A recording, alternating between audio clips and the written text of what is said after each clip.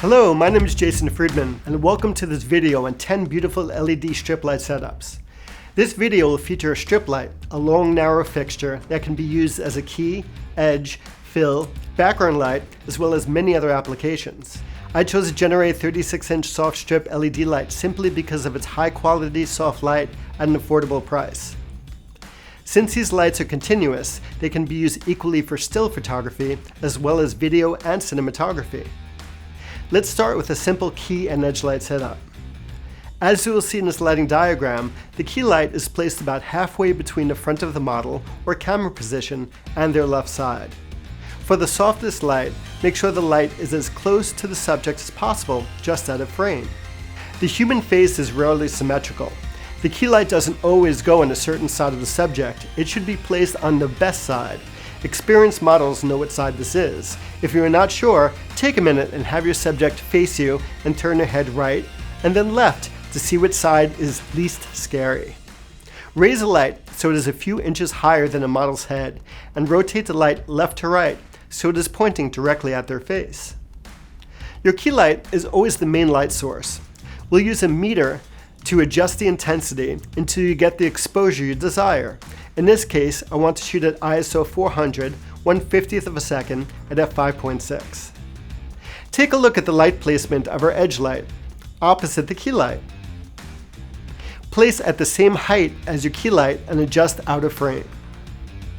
If you're getting shining light directly into the lens causing what's known as flare, use the built-in barn doors to cut out or block the flare so it's only illuminating your subject. Adjust the intensity and meter the edge light so it reads f2.8. Edge lights are also known as rim lights, kickers, or separator lights because they separate the subject from the background.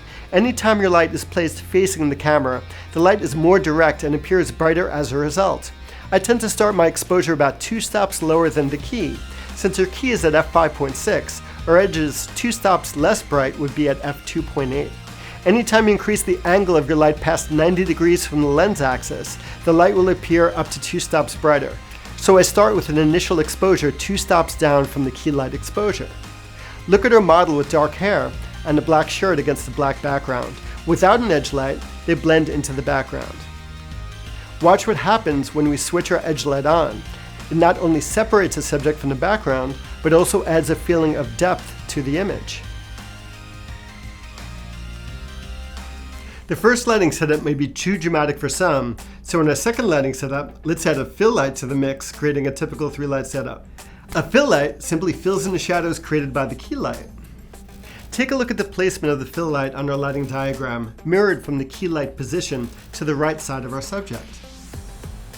Once you are finished adjusting your fill light exactly the same as the key, adjust its intensity so it reads f4 on our meter. Since a fill light by its definition fills in or reduces the shadows created by the key light, as a starting point, I usually go 1 stop lower than the key. Since the key is at f5.6, the fill will be at f4.0. After evaluating the key light exposure, it's up to you to decide artistically how dramatic or flat you'd like your lighting to be. The more you increase the ratio between your key and fill lights, the more dramatic it will be. Flat lighting is when both sides of your subject are lit with the same intensity of light, eliminating the shadows that the human eye needs to create the sensation of depth in your image, thereby flattening the features of your subject. It's excellent to reduce wrinkles and skin imperfections. Let's expand on the concept of key and fill lights by removing our edge light and changing to a lighter background. With this 2-light setup, we will vary our ratio between our key and our fill lights from 1 to 1, no difference in intensity between the key and fill, 2 to 1, the fill is 1 stop darker than the key, and 4 to 1, where the fill is 2 stops darker than the key. As you'll see in this lighting diagram, all we did is remove our edge light. We'll start by using the same exposure for our key and fill lights to create a bright, happy, flawless look. In this case, we'll meter each of our lights separately to make sure they are the same intensity. Point the meter directly at the light source and take a reading. We're aiming for f4.0 for each light. Because the lights will overlap, increasing the overall intensity to our target aperture of f5.6. For the combined exposure, make sure the meter is pointed at the camera. This is what a 1-to-1 lighting ratio looks like. A simpler method to create flat light is to simply use a single light source directly over your camera lens. As you'll see in the lighting diagram, the light is placed directly in line above the lens axis, creating a flat, shadowless light. Just angle the light slightly downwards, pointing directly at the subject. This is what flat lighting looks like with a single strip light.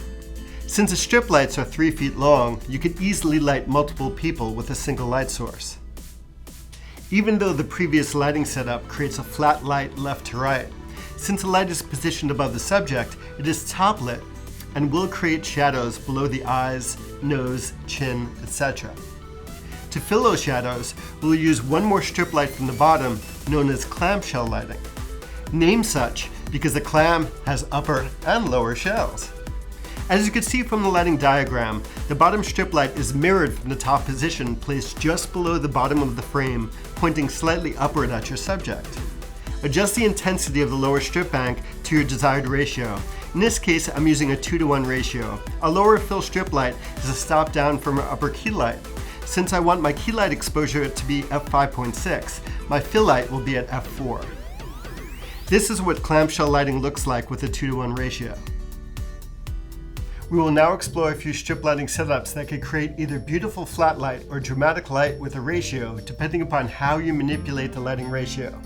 These setups not only create interesting light on your subject, but unique catch lights that are the reflection of the light source itself in the pupil of the subject.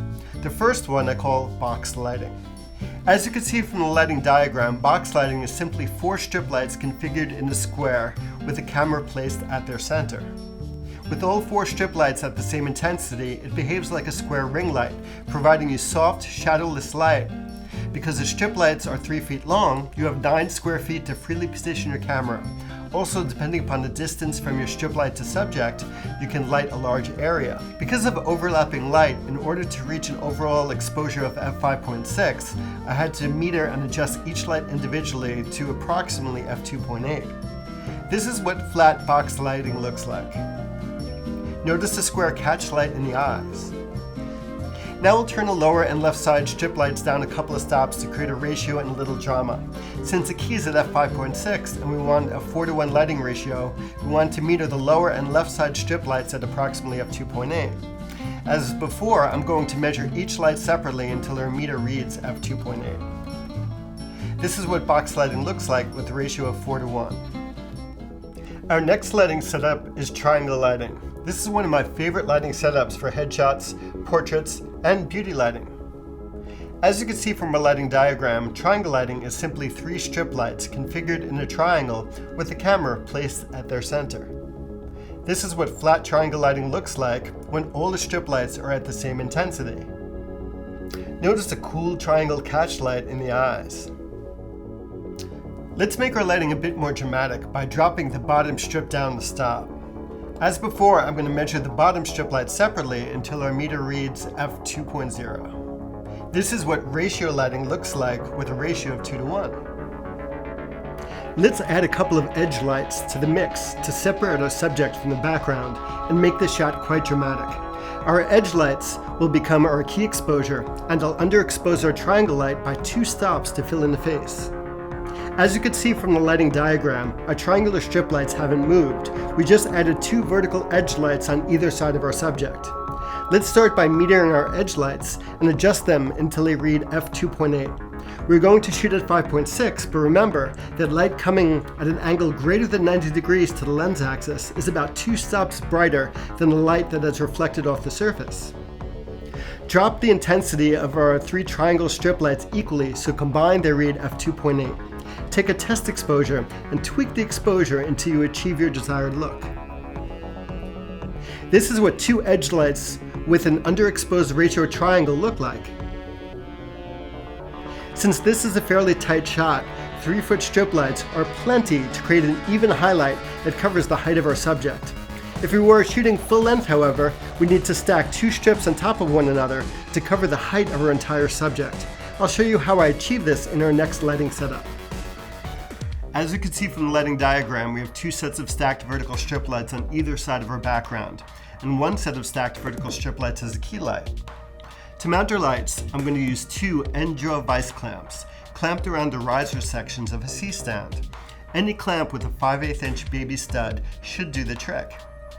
Simply close the jaws of each clamp around the riser section and turn the large wing nut clockwise until secure.